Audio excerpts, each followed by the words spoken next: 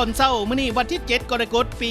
2025นี่ท่านทิศบวยบุภูทรห้องเลขาผักเมืองประธานองค์การกวดกะลาดหัวหน้าการต้านการส่อราดบังหลวงเมือง2คนพร้อมด้วยพรานพันโทคอนสวัสดิ์ชัญญสารคณะประจำผักเมืองหัวหน้ากองบัญชาการป้องกันความสงบสุขเมือง2คนท่านโอษาสิงห์แก้วดาราหัวหน้าหอการโยธาธิการและขนส่งพร้อมด้วยคณะและก็มีท่านคอนวิไลขันติวงศ์ห้องหัวหน้าหอการงานสวัสดิการสังคมเมือง2คนโดยร่วมกับท่านวงวิไลภัสสุวรเจ้าของบริษัทเป่าเจริญทรัพย์ก่อสร้างขัวทางจำกัดผู้เดียวบ้านโนนสมบูรณ์ไม่ได้ลงพื้นที่ไปสำรวจกวดกาเบิงสภาพเส้นทางแต่แยกบ้านละหานำไปหาบ้าน2คนที่เห็นว่ามีการเป้เพเสียหายอย่างหนักจากฤดูฝนที่ผ่านมาซึ่งการลงติดตามในครั้งนี้เห็นว่ามีหลายจุดที่ได้มีการเป้เพเสียหายอย่างหนักบางจุดก็ได้รับผลกระทบจากสายน้ำเสบังเหียงกัดเซาะเหตุให้ตะฟังเจือนฮอดเส้นทางการสัญจรบางจุดเส้นทางก็หนาทางบวมเป็นคุมเป็นบ่อหลายจุดท่อลอดทางถึกเสียหายเหตุให้การสัญจรของพี่น้องพ่อแม่ประชาชนแม้นพบกับปัญหาความยุ่งยากต่อกับปัญหาดังกล่าวทั้งคณะพักคณะนำของเมือง2คน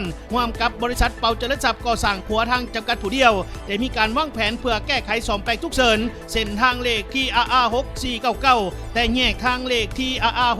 6711บ้านละหานำหาดทาบักเทจำพรจุดบัด2คนซึ่งมีความยาวเฉลี่ย 4,600 เมตรให้สามารถเที่ยวทางไปได้ก่อนในระยะฤดูฝนนี้โดยเฉพาะแมนแก้ไขจุดที่เห็นว่ามีการเป้เพนักจุดที่นำเส้นบังเหียงกัดเซาะเข้าฮอดเส้นทางการสัญจรนั้นโดยจะได้มีการปรับเส้นทางออกห่างจากจุดเดิมให้ห่างจากแคมป์ตะฟังเส้นบังเหียงเพราะญาติเกิดตะฟังเจือนเข้ามาอีกเพื่อหลีกเลี่ยงที่สุดคือความเสี่ยงต่อการเกิดอุบัติเหตุพร้อมนี้ก็จะได้มีการนำเอาดินมาถมใส่บอนที่มันเป้เพเป็นคุมเป็นบ่อเพื่อยกระดับหน้าทางให้สูงขึ้นอีกเพื่อเป็นการแก้ไขฉุกเฉินให้กับพี่น้องพ่อแม่ประชาชนก็คือผู้ใช้รถใช้ถนนไปมาได้ก่อนในระยะฤดูฝนนี้